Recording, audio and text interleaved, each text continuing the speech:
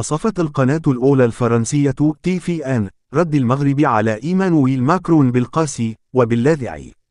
وأفاد المنبر الفرنسي أن خرجة ماكرون ساء هضمها على ما يبدو من طرف المغرب، وظهر ذلك من خلال رد رسمي عبر صحيفة جون أفريك المقربة من صناع القرار في المغرب وفق القناة دائما.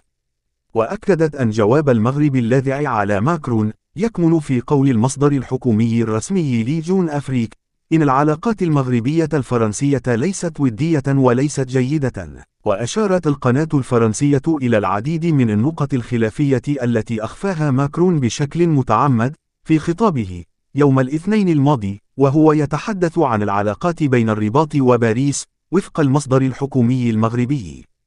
إلى ذلك نقلت جون أفريك عن مصدر حكومي مأذون قوله إن العلاقات المغربية الفرنسية غير ودية وليست جيدة، على النقيض تماما مع ما جاء في كلمة الرئيس الفرنسي. وانتقد ذات المصدر ماكرون متهما إياه بإخفاء أسباب التوتر بشكل متعمد مثل قضية التقييد التعسفي للتأشيرات والحملة الإعلامية والمضايقات القضائية.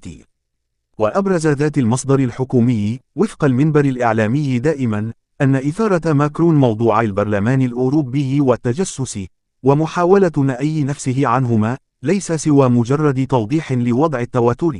وواصل المصدر الحكومي المغربي رده على ماكرون وبلغ به الأمر حد تكذيب ما ورد على لسان الرئيس الفرنسي، وذلك حين شدد على أن مشاركة وسائل الإعلام وبعض الدوائر الفرنسية في إثارة قضية بيجاسوس والترويج لها لا يمكن أن تتم دون تدخل السلطات الفرنسية.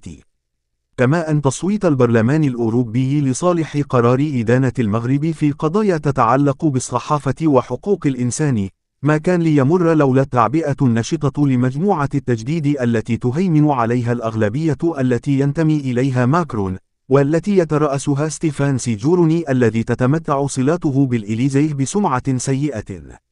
وحسب المصدر المأذون فإن قضية التجسس وتوصية البرلمان الأوروبي ليست سوى جزء من هجوم هدفه كسب النفوذ على المغرب واحتواء خيارات سياسته الداخلية والخارجية.